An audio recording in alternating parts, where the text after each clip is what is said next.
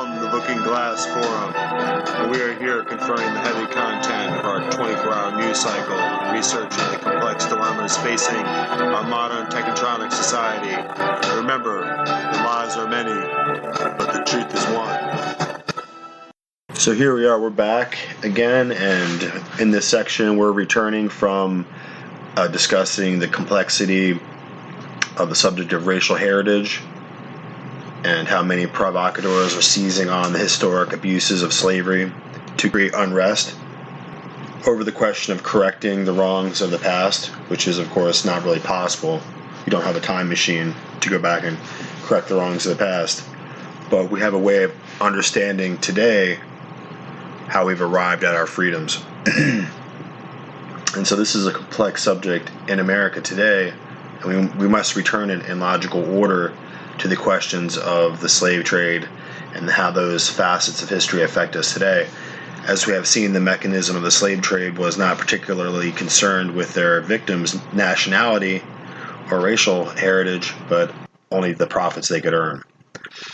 And the issue of the slave trade became quickly politicized during the 1700s as people began to realize that the idea of a people held as a slave population was not going to be a workable idea. In fact, the southern states had often allowed their slaves to have Bibles and to read and to even have churches.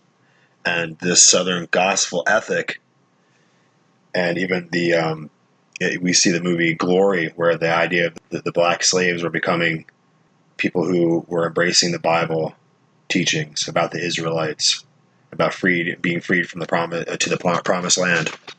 And so these ideas were being introduced to the black community at that time. And so it's no surprise that Abraham Lincoln would rise and the slaves would be freed. But during that time, the idea was very politicized, and France and Britain both had freed their slaves. But the truth of the matter is that many of the Union states in America had made it illegal to hold slaves in their states in the North long before either England or France abolished slavery. In fact, they never allowed slavery to begin with. So we must remember that the real abolitionist movement began with those northern Yankee Protestant states who never thought that slavery was proper, and they even facilitated Harry Tubman's Underground Railroad to get to the north and even into Canada, where the men who were being held as slaves from Africa could be free. So we're saying all that to say that it was really a really highly political issue. It was a highly debated issue, and it was clear that the issue was going to tear the Union apart. The loosely held colonies that had declared their independence from the European masters and broken the ties of submission required by their kings, they had decided to be their own nations. And it was expected that this experiment would collapse and fail, and that indeed that there would be a slave revolt similar to what happened in Haiti. So as we can see, that there was a couple of factors that would come into play that would make the issue work out differently than, I guess, many in Europe planned. And we can see that the banking interest, the high banking interest, the large monopoly banks had already funded both sides of the war. So they were going to fund, you would have the same banking institutions funding the Confederacy and funding Abraham Lincoln and the Union. And there was a mad rush to get the cannons and get all the equipment and the muskets and the necessary implements of war, so that the Union colonists, the Protestant men of America, would go to war and kill each other and tear each other up. And of course, that was the plan of the banking system. And in those kind of circumstances, they can't lose, because whatever side wins will owe back the massive debt that they borrowed to create the army, and whatever side loses will obviously just be all their holdings will have been collateral to the bank, and since they would have failed, then everything that all their assets would have been liquefied. So, in any case, this is really where the stranglehold of the banking monopoly in Europe is trying to take control of the Americas, and we can see that influence as the Pope steps in and sends letters of recommendation to Jefferson Davis, letters of support, and condemns Lincoln as a heretic. In fact, I was reading a book where many in Europe considered America to be a nation of heretics, slaves, and witches, which is famously the victims of the Inquisition. So we're going to also examine a book here by an author, Mars. And it's a pretty well-known book. It's easy to get. And I'm not necessarily suggesting that these are all the absolute concrete facts on the matter, but these are just what I'm reading is just to give you an idea of what the general historical understanding is behind the subterfuge and the nuances and the mechanics of the Illuminati as it, had developed in Europe, specifically in Bavaria, and as it became a system that tried to engulf and overturn and control all governments and systems of religion, and it became just a will to power. So here we'll take a look at the author's work, and it starts out, it has been shown how the principles of the Illuminati continue to thrive long after the demise of the Bavarian order, and the assassination of Australian Archduke Franz Ferdinand, which precipitated World War I, has been attributed to European Illuminized Freemasonry, and the followers of whom began planning for war before 1912. So we'll go down a little more. And it begins to talk here about a woman who released her father's notes. And it's a little known, it was regarding a little known Raccan society in New Orleans, which had been connected to the Illuminati.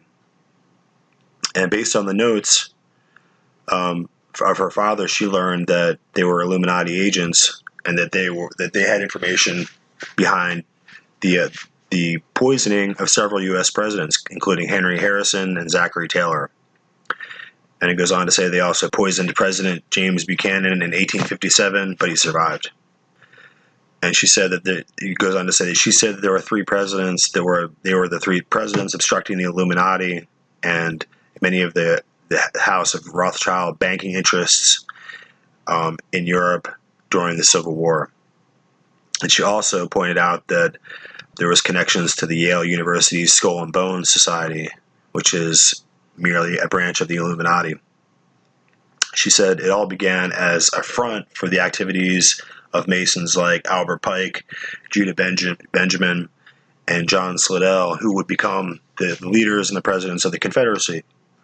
In fact, on a side note, there's a famous statue, a huge bronze statue of Albert Pike in Washington, D.C., and he was famously one of the main men who brought into being the Ku Klux Klan in the South, the White Knights of the Ku Klux Klan. So it's amazing to me that with all the things going on today, no one has taken notice of the statue of Albert Pike, who was one of the leaders of the Confederacy. And it goes on to say that she echoed the words of a German Chancellor, Otto von Bismarck, by saying that the House of Rothschild banking dynasty was fearful that the United States would begin printing its own money and create a central bank not connected to the Rothschilds or to European interests, because there's many other banking families like the Rothschilds. They're definitely not the only one. It goes on to say, employed a secret society, that is to say that the European banking interests employed a secret society called the Knights of the Golden Circle to create conflict in America, which led to the war between the states. She also stated that 13 different families established the secret powers of the aristocracy from Europe that still have long held a vested interest in controlling what would originally have been their colonies here in the Americas. So that's going to be just a little clip of this very interesting book here called The Illuminati, the Secret Society that Hijacked the World by author Mars here. And it's just a really interesting, it's page 318, by the way, and it's just an interesting look at how people are coming together to collectively view, in a historical sense, the way that the power interests in Europe have long sought to control through political means, through globalization, and through secret societies and other different mechanisms of power that they have at their disposal, including, again, we have in just this one article, the Knights of the Golden Circle, and also the Knights of the Ku Klux Klan. And it's a return, like we said before, again, to this feudal idea of lords and kings and knights and those who are there to scatter the rabble and to trample down the peasants who might try to revolt, and having God's divine authority and the divine right of kings to rule over all others. And so we see that whole concept refuted here in the Revolution in America, to say that every man has the right equally to have life, liberty, and the pursuit of happiness. And this is a very different idea than what we see in the Dark Ages, where the only man who had those kind of rights were the sovereign, and everyone else's lives and the rights and liberties were to be dismissed at the will of those who were supposedly subjected to his authority given to him by Rome and thereby by God. So the Protestant Reformation would bring an end to this whole line of thinking. Even Martin Luther, who famously began as a monk and who would go up the stairs on his knees and kneeling and going up each step on his knees and praying for forgiveness because of the rigors of Roman Catholic or orthodoxy, which said that you must, expunge your sins and whip yourself, and you must execrate by your own suffering your sins. And then once he found the gospel and read that Christ's forgiveness was by faith to all who would accept it freely, it changed the whole notion of Christianity. And later in life, he even got married and had children. So you can see how completely his life was changed by hearing of the truth. And of course, the whole system of ultramontane papal knighthoods was erected in some sense to, at the behest of the Jesuit order, was created in order to keep that orthodoxy in place, keep the peasantry in check, keep the authority of the kings and the feudal system in place, and basically keeping the Pope's authority in check and alive and well. And so as they attempted to do this, they were standing against the tide of history, and as people began to print out the Bible with their printing press, men began to learn and to see that for centuries they had been held in darkness.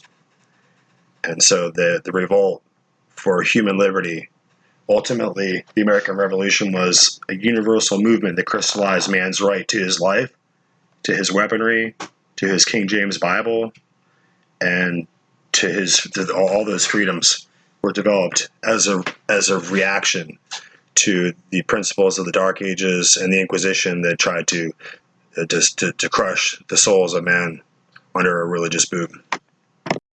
And as I'm moving forward here, I just noticed a note here in the back of St. Ignatius Loyola and the Early Jesuits by Stuart Rose. And I'm just checking some references, 1891. And right here, it has a reference on page 179. It says, Les Jacobins, the Dominican house in Paris. And it goes on to say that the École de Saint Thomas, which formed part of the convent, was the school of divinity frequented by St. Ignatius and his companions in France. So the Dominicans got the name of Jacobins because the house was in the Rue Saint Jacques, which was in the Jacob Street. And the library of the Dominican Novitiate in the Rue Saint Honoré was occupied by the club of the extreme Democratic Party in France during the Revolution, and from it, the club took its name of Jacobins. So This is a direct connection where you can see right there in the French history that the extreme revolutionaries that were being fomented in France for revolt had got their name, the Jacobins, as a direct connection to the Dominican house where Ignatius Loyola and his original Jesuit companions would visit centuries before. So it's an obvious direct connection to the influence that the Jesuits would have in France and stirring up the revolutions, and also in giving false counsel, if you will, to the kings and to the lords to misdirect their efforts in order to accomplish the mission of overturning the monarchy. So here, in reference to that, we have a simple reference we can find on the internet. This philosopher Richard Rorty said of Hegel, "If philosophers are doomed to find Hegel patiently waiting at the end of whatever road we travel." And Derrida said, "Hegelianism only extends its historical domination, finally unfolding its immense enveloping resources without obstacle." And that Hegel is a notoriously opaque philosopher and is frequently misinterpreted even by experts. Part of the reason, he wrote, is that he has such an impenetrable style was that he was seeking to conceal his membership within the Illuminati, and in fact that his philosophy is inspired by the religion of the Illuminati, and much of the detail of the Illuminati's religion can be found in his works. And he goes on to say, however, many ordinary people, because his philosophical writing style was so dense and so symbolic that most people cannot really fathom it or really penetrate its meaning. And so without looking for too long, I can find pretty quickly a write-up here by Charlene R. Forsyth about George Wilhelm Friedrich Hegel, Hegelianism, and what's famously known as the Hegelian Dialectic principle. So Hegel was going to be a pretty famous philosopher, the intellectual class in Germany, and he was famously, after Adam Weishaupt, who's going to be the second to take over the Illuminati secret society, so which would be known later on. So the write-up goes, who was Jorge Wilhelm Friedrich Hegel? It says Hegel, 1770 to 1831, was the founder of the Hegelian principle, or the Hegelian Dialectic. In his book, The Rise and Fall of the Third Reich, author-historian William Scherer quotes on page 144 that Hegel as saying, "The state has the supreme right against the individual, whose supreme duty is to be the member subordinate to the state. For the right of the world spirit is above all special privileges." So in 1847, Karl Marx and Friedrich Engels at the London Communist League used Hegel's theory of the dialectic thinking to back their economic theory of communism.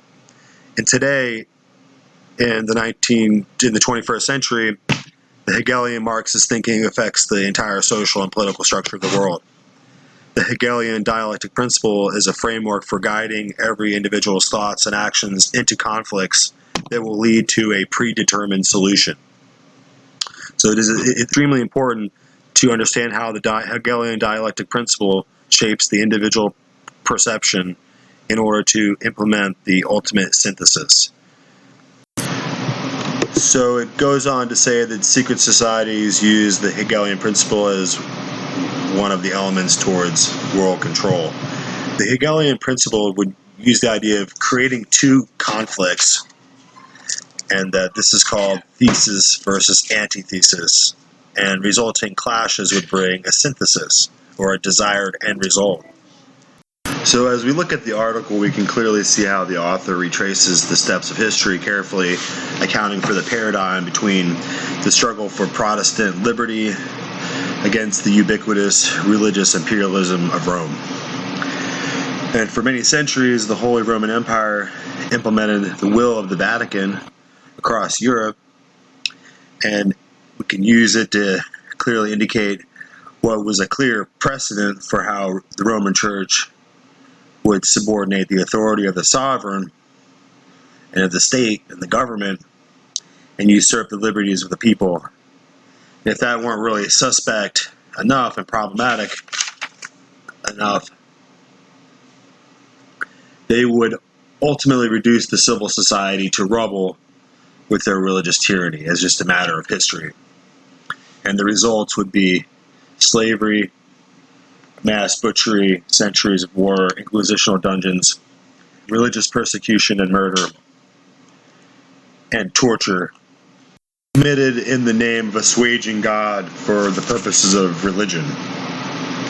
So, if you were pronounced a heretic, and a heretic could be anyone that they pronounced a witch, or Muslims, Jews, perhaps gypsies, anyone, the general persecution of the Inquisition and toward the latent superstitions, prejudices of the Middle Age world.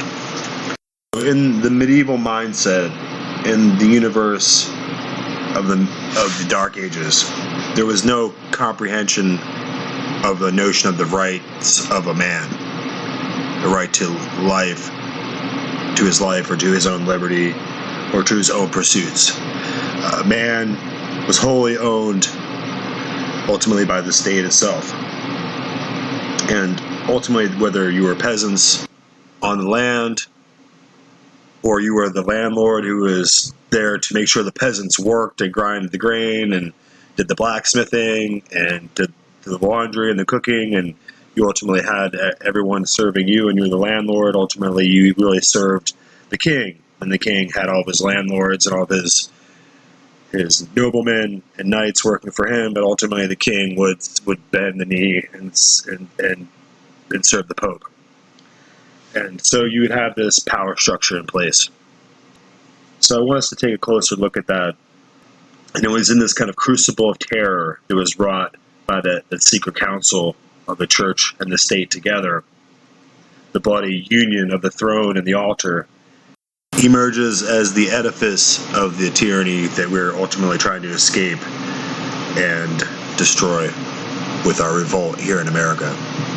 And as we're looking back, I want us to return to this mode of reference so that we might, even though we're coming from many different points of view here in our modern era, we must be able to frame the place and the time of this point in history. The author here of this article is accurately portraying the struggle within the Western civilization for the last 1,000 years, and the clandestine war between Protestant Reformation and the Counter-Reformation has characterized the entire scope of history for the last 9 centuries, yet today the average person on the street couldn't intelligently discuss it at all. And though this universal conflict has overshadowed every aspect of European and world history for, like I said, for countless centuries, it's not something that's well understood at all. And wherever we are in our lives today, the debate over religious authority and freedom of conscience has produced 1,000 wars. And the primal struggle for independence declares that a man is free to follow the dictate of his conscience. He has the right to life. And by these two simple common sense tenets, the whole complex of religious, economic, intellectual slavery collapses to the ground like broken shackles. And those on the other side, submitted to the papal throne, have sworn bloody oaths of allegiance to the Pope as the divine appointed voice of God. And in the zeal of religious fanaticism, they burned men alive at the stake by the million and declared their atrocities in doing this to be good religion. And so we must recognize the extreme disposition of these dynamics within our history. And though we might think little of church today, little more than a century ago, it was a very dead serious matter. And as we return to the article, we see therein expressed both sides of the struggle of statism by Hegel. And that is that the state is absolute, and any who will not submit should be destroyed. And it's clear that the imperialism which trod down the peasants and the common man under the authoritarian state ruled by Rome is well defined by the Hegelian principles well after the age of the Enlightenment. So in the Dark Ages, we see that the papacy is absolute, and any who won't submit to her absolute religious authority should be destroyed. And then, of course, after the Enlightenment era, we have the highly intellectualized philosophical doctrine of Hegel that says that the state is absolute and that the individual is subordinate, and any who won't submit should be destroyed. Back to the article now and just take a look at some of the quotations they have. And as it begins here, and the article again is called Understanding the Craftiness of the Hegelian Principle. And it goes on to say, this is the principle that is being used worldwide to successfully set up and take down rulers. And it is clear that Papal Rome's ultimate goal is to synthesize a one-world government free of all dissenters. And Papal Rome believes it has the divine right to use this principle to attain its goals, of course, and has believed that for many, many centuries. Thomas Aquinas, great philosopher of the Roman Catholic Church, said, "The Pope, by divine right, hath spiritual and temporal power as supreme king of the world." And the Pope of Rome, as head of the papal government, claims absolute sovereignty and supremacy over all the governments of the earth. And this is quoted in Luther S. Kaufman, Romanism as a World Power, page 30 and 31. And the article continues with yet another quote. Cardinal Henry Manning, 1892, Archbishop of Westminster, said, "The right of deposing kings is inherent in the supreme sovereignty which the popes, as vice-regents of Christ, exercise over all the Christian nations." And that's in Hector McPherson's work, The Jesuits in History, page 115. Another quote, "It's the Jesuit order's objective, and still is, to destroy the effects of the Reformation and to reestablish the Holy Roman Empire of the German nation. A greater Germany, in other words, must be made again in the center of the revived Holy Roman Empire." And this was written by Leo Lehman in Behind the Dictators, page 26. Many orders of secret societies have successfully used the Hegelian principle to begin the breakdown of Protestantism. The ultimate goal is about a new world order that will rule over all the nations and unify all religious sects. In the latter day of the Dark Ages, the Jesuit order had a series of secret societies that served the power to control all the monarchs of Europe, which was the desire of the popes, of course, and all the individual states, and keep the religious expansion of Protestantism under control. Many times the Jesuit order would not be tolerated even in the Roman Catholic countries and were banned by many kings from their countries. Finally, the Jesuits were suppressed during the period between 1773 and 1814. However, their underground plan directed ultimately the Illuminati, the Freemasons, to set up a godless kingdom in atheistic France. Events that occurred during that time period were the Illuminati being raised up in 1776, the French Revolution in 1789, between 1789 and 1798, which was planned in an effort to destroy societal freedoms and social constructs. And then 1798 was the dethronement of the papacy, and it was an act to remove it from the center stage of history. So, in this article, we can clearly see the author's intent. And ultimately, we must realize that the freedom of the people was on the march.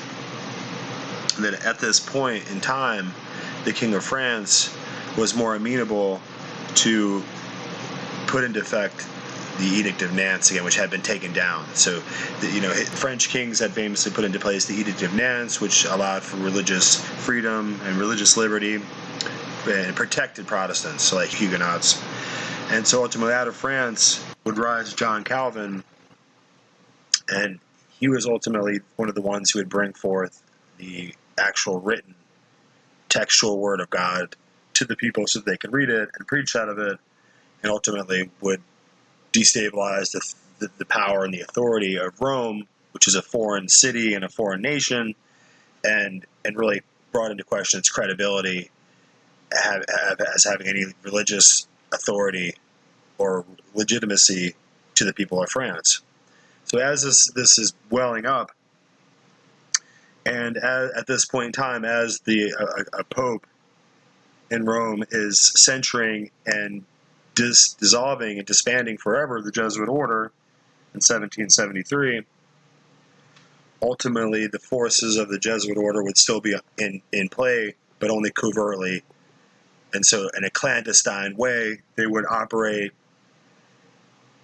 with asymmetric warfare, which is ultimately what you're going to see here. So they would operate with the Jacobins, and they would destabilize the entire country. And so they would do this in several different ways, and using a lot of the nobility and the knighthoods, because remember, the Jesuit order control and were involved in keeping in line the nobility who were in line to behind the throne, and what their orders were, and who was second or third in line, what counts and dukes and duchesses controlled what areas and what authorities and what titles and all the different kingdoms. The Jesuits were masters of making sure that all the nobility were lined up, and that all the the authority and the expenses of the knighthood orders were taken care of. And these are papal knights, so we're talking about the Knights of Malta, ultimately orders that were similar to the Templar Knights, but in a more modern sense. And so since the Jesuits controlled all the aristocracy and the nobility of France, they would also stir up the people on the streets. So while they're working hard, telling Louis that the people, that the King of France, that the people on the street are a rabble and they should be disbanded with muskets and swords and hung, they're also on the streets telling the people in the streets that King Louis is a wicked tyrant king and ought to be, overthrown and killed, and that he's starving them. And so as Louis is desperately trying to get resources to the people, the resources are being sabotaged, they're not reaching where they're going. So all this is happening to bring about this ultimate guided revolution. So the Jacobins are kind of diabolic, and they're made to ultimately be a mysterious, unaccountable group that stands out as a question mark in history.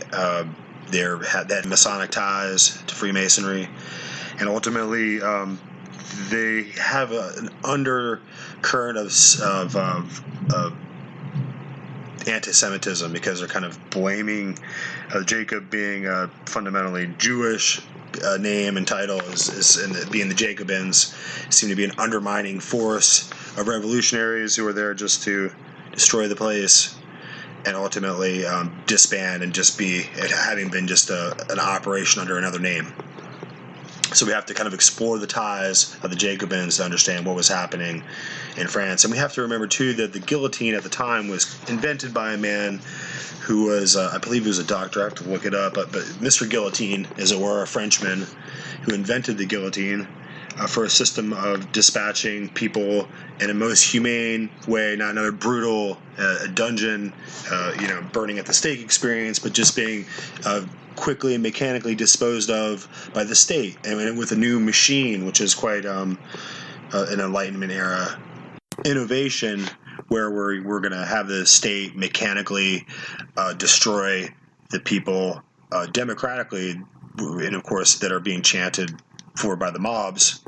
And ultimately the French Revolution would go off the rails into the Great Terror, and it was a bloody reign of terror that lasted for months. It would spread to outside of Paris and consume hundreds of thousands of lives, as the people that were ultimately guillotining everyone would be grabbed by the mob, and they themselves would be guillotined. Ultimately, the king and the queen would be guillotined, and it just became an out-of-control frenzy of mania and breakdown of anarchy, and ultimately would give rise to a strong man, a military dictator, Napoleon Bonaparte. And as we're starting to take a closer look at the French Revolution in that era, we have a series of consequential revolutions taking place. And as history has come to discover after the fact, tremendous forces were arrayed against the Enlightenment and against the people as they are beginning of Europe as they're beginning to clamor for freedom after centuries of despotism at the hands of the status quo. They had been, for centuries, serving tyrants appointed to keep the boot of the state on the necks of the people. And it was not the mere threat of the death penalty that was really the main concern that we were looking at, even though it was terribly unjust and people could be butchered wholesale without any kind of recognition of human rights or a trial that we could understand today. But it was really the drudging ignorance and the wretched poverty of generational serfdom and abject servile enthrallment to the subjectivity of the lords and the nobles, whose arbitrary authority over their lives was, as peasantry, was without recourse. And this is precisely why a show like the Game of Thrones today is so fascinating, because it's a reflection of us and who we are. It's a premise, an entire premise is drawn from the realities of the long ago history of the medieval feudal ages. And in reality, the religion of Rome ruled the kings of Europe, and those they could not rule, they made war against, or used their papal curses of anathema in ceremoniously banning them to hell and consigning them as heretics for defying their whims as gods.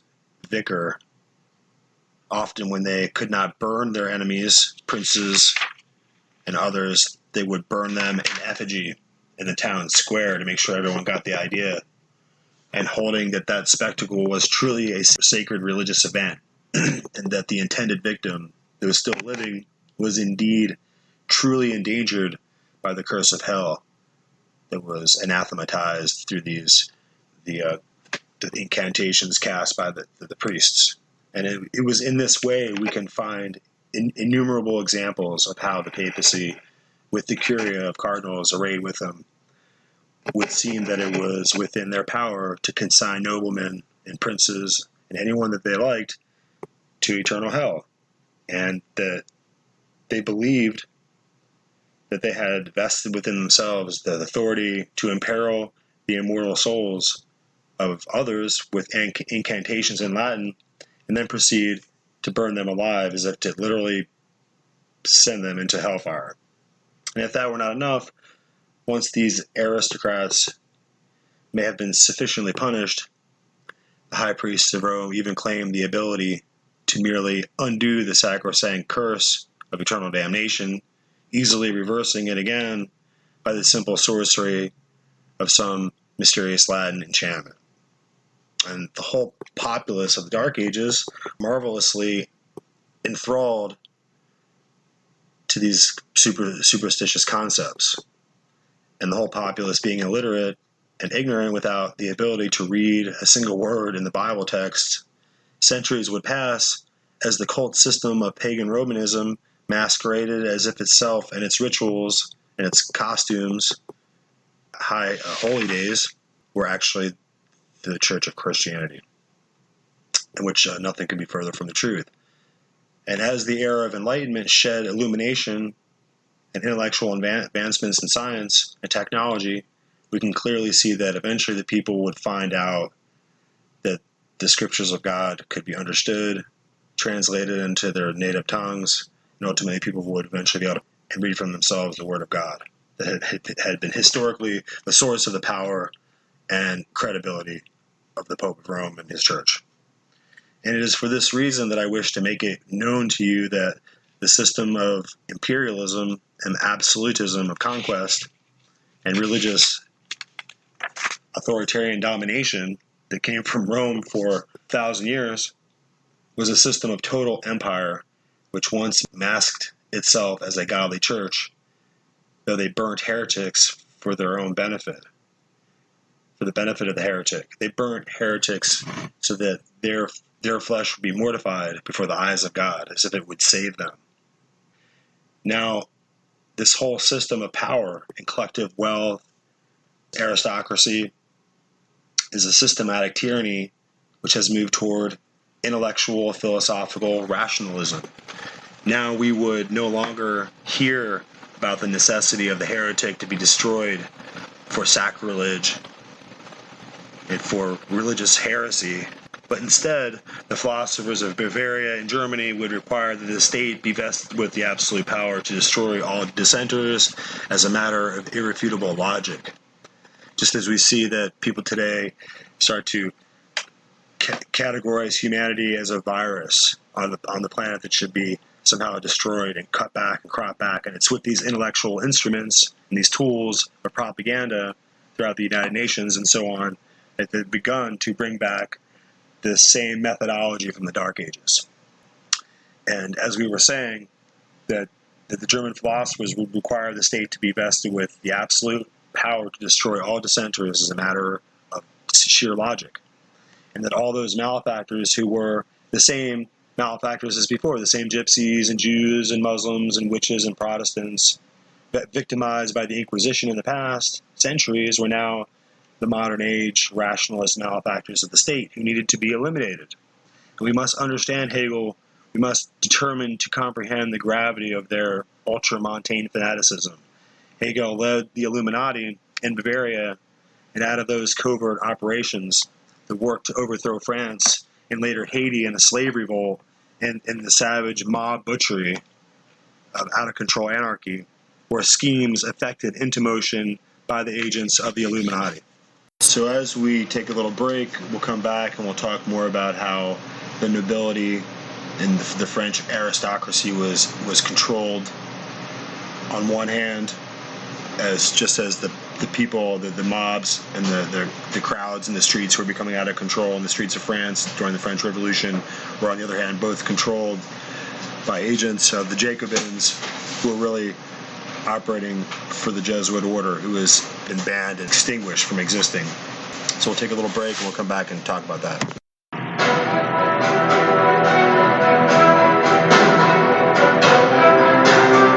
We're back here at the Looking Glass Forum, and we've been just discovering some very interesting facts of history here, and going over some very interesting subject matter.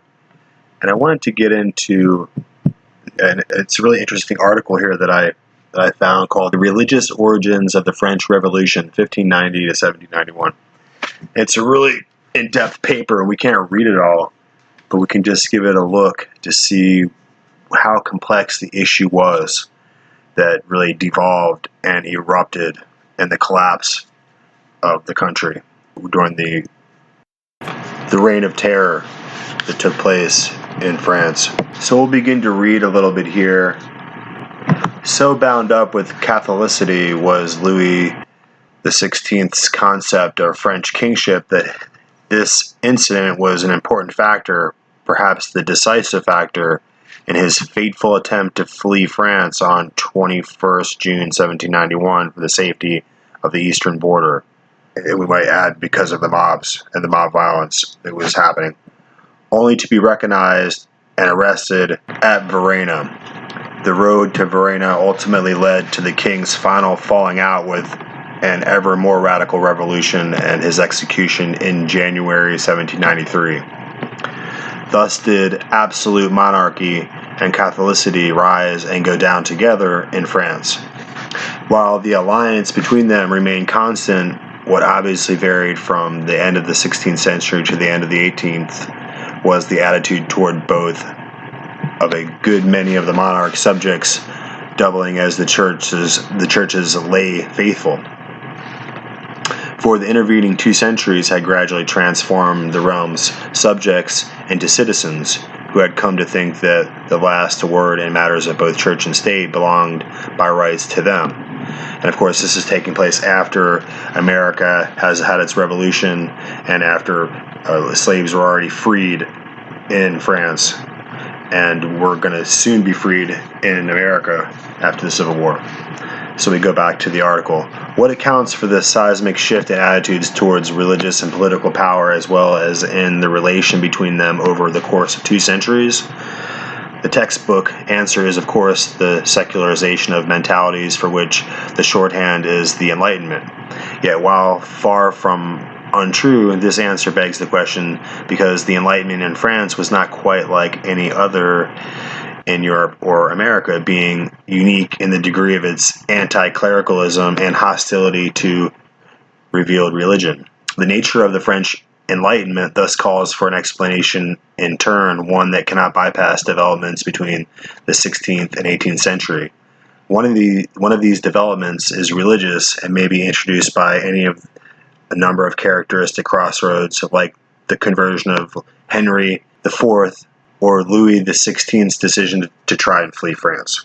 Another such crossroad conveniently lies midway between the two others. This on one in 1693, about a quarter century before an enlightenment took recognizable form in France, but another quarter century after France had again become divided along religious lines. As in 1791, the issue in 1693 divided Catholics from each other and ran through the French Catholic Church, pitting a majority who sided with the papacy and its doctrinal decisions against a Jansenist minority who rejected some of these decisions and yet persisted in viewing themselves as both better Catholics and Frenchmen than their opponents were.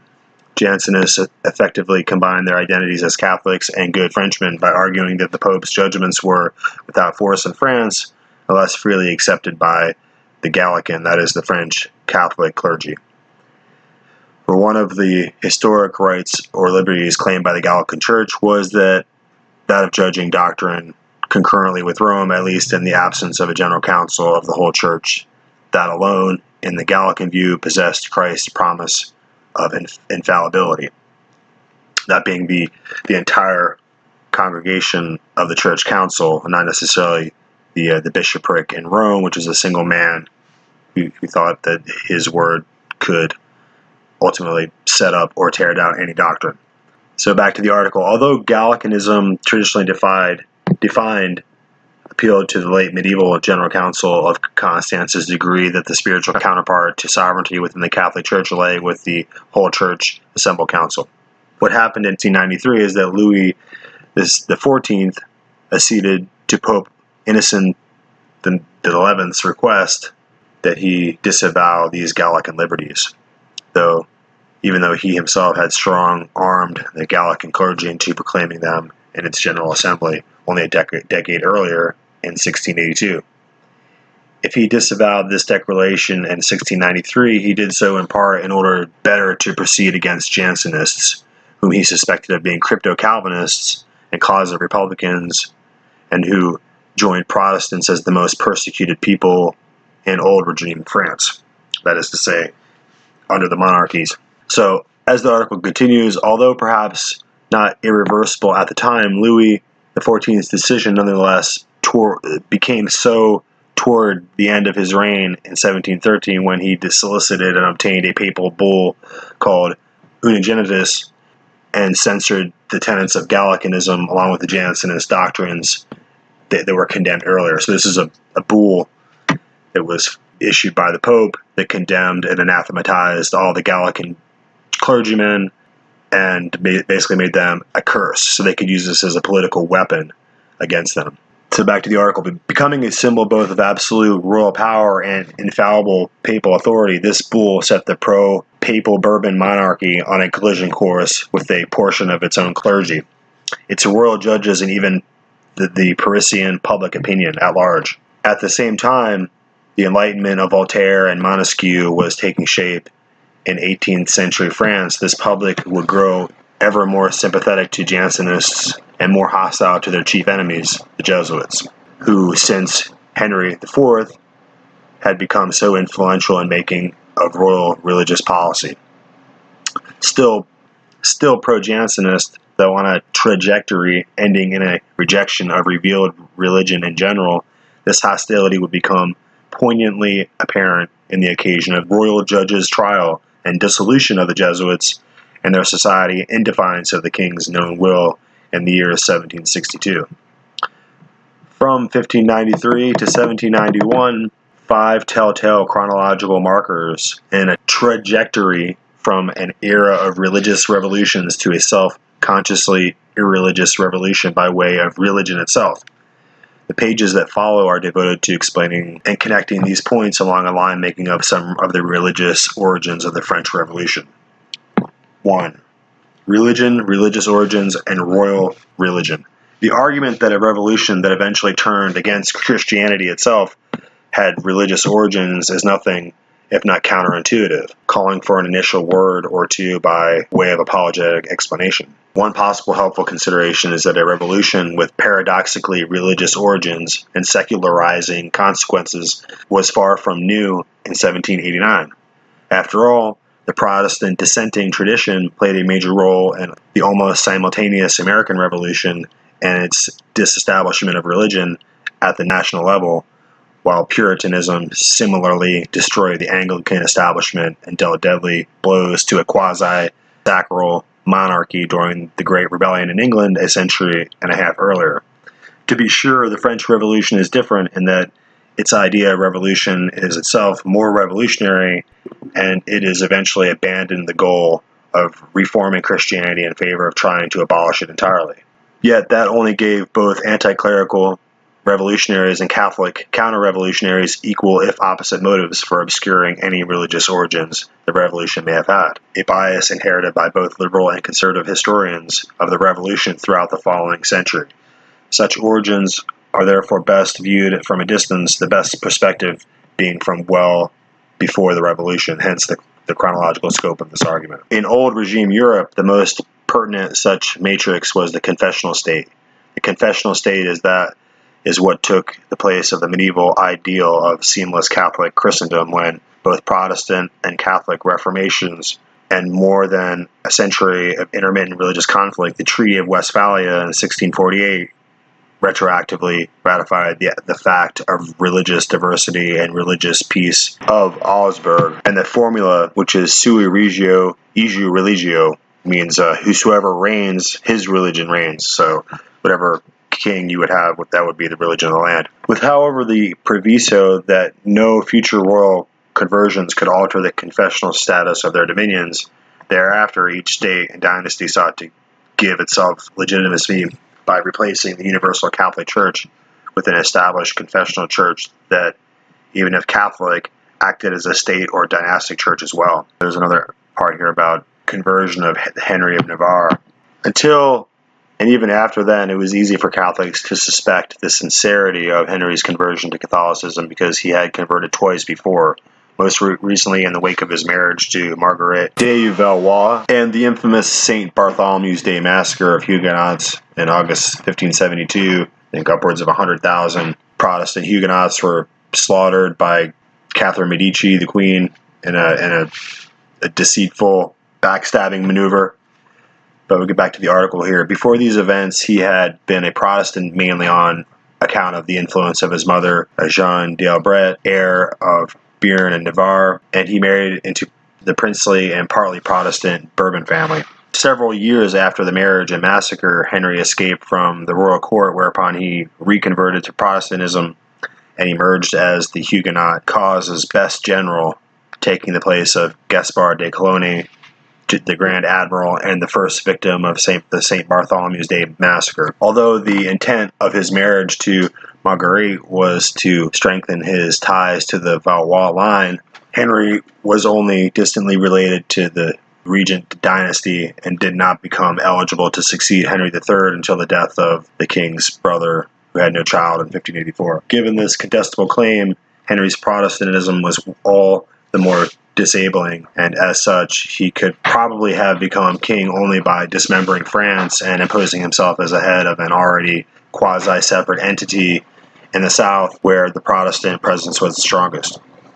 After his abjuration and coronation, Henry tried further to demonstrate his legitimacy as well as his sincerity by taking a Jesuit as his court preacher and confessor. Symbol of the Catholic Counter-Reformation and papal prerogatives, both spiritual and temporal, the Jesuit was to become part of the Baroque decor of the French royal court with the suppression of the society in France a century and a half later. To ask whether Henry of Navarre could have become Henry IV of France as a Calvinist is to ask if, as such, we could have anointed a Catholic bishop, taken Catholic communion, sworn to expunge France of all heresies, and then to have the question, in other words, is not whether Calvinism was compatible with monarchy in some form. It was, but whether it was compatible with the form that the French monarchy had assumed by the 16th century, and the answer to that is no. The monarchy would have had to undergo a drastic reformation of its own to become compatible with a Christianity such as a church as reformed as the form that Protestantism took in France. First in line of fire was the million or so strong Huguenot community concentrated in the South and Southwest, already deprived of their separate status and strong places by Louis XIII. In 1629, this confessional community now experienced the steady attrition of the religious toleration guaranteed them by the Edict of Nantes from the moment that Louis XIV personally took the reins of government until he formally revoked the edict in 1685, named the Edict of Fontainebleau. The Edict of Revocation sent perhaps half of this now Pacific population into flight to England, the Netherlands, and Protestant German states, parts of the Swiss Republic, and transformed those who stayed in France into non-person whose births and marriages remained illegal unless they were solemnized as Catholic sacraments. It also created a Huguenot diaspora, bringing Louis XIV's France to Catholic. That the whole religious origin of the French Revolution by itself was to play a leading role in the making and marketing of a radical enlightenment, as well as in the spread of anti-absolutist political thought, some of it salvaged from Huguenot sources from the 1570s. So that's really a mouthful, but it really does a lot to cover the subject matter. And at that period, right, when the French Revolution was going to break out, we're having this really exaggerated social conflict regarding the issue of religion and which Christianity is the true Christianity. And of course, the armies of the Pope and the priesthood are willing to come in there for Rome and set up the inquisitional tribunals and start to arrest all heretics and have them confess under torture and basically sort out who the real Christians really are. And of course, the Edict of Nantes protections were protecting the Huguenots, the Jansenists, and the Gallican French clergy to speak their mind and basically oppose Roman Catholic autocracy over the whole religion of the nation. So we're going to have several things pointing out. We have the Jansenists on one hand, who are following a certain Christian ethic. And then you have the crypto-Calvinists, and you have the Gallican French clergy who depose the Pope and seek to have the authority to determine what the doctrine of the land is. And then you have the French king who's kind of going back and forth between these different religious forces and having them play against each other. And you're really going to have this whole reign of terror break out and destroy the entire system in a conflagration where the Calvinists, the Gallicans, the Jansenists, and the people on the street and the king himself are all just going to be completely destroyed as their nation collapses and they all murder each other with the guillotine. And of course, you have to remember that at the same time, there was a religious revolution in America that disestablishes religion at the national level. So we're going to allow freedom of religion, and we're going to disestablish any religious principle from being the dominant principle over the whole nation. So in the collapse of the French Revolution, as the Jesuits set up these Jacobins and other conspirators to just torch the whole thing, they're motivated to destroy the religious origins. The entire congregation of the church would choose to proclaim that the Pope is infallible and an absolute monarch in his own right. All the Protestants, up to half of them in this article that we were just reading, it described that half of them are going to flee to England. And this is in the 1790s. So the confessional state that had protected them and the Edict of Nantes that could not be changed had collapsed by the work of the Jesuits, and there was no more any religious protection. And in this religious intolerance meant that the Inquisition would soon arrive, and people who people would start being arrested and interrogated and murdered, burned auto da fe by the Inquisition. And that was the will of the Jesuits in order to rule their nation. And when they couldn't get it done, then that's when they would set off the reign of terror and basically torch the whole thing. So that's going to complete our episode. I hope you guys will come back and check with us next time.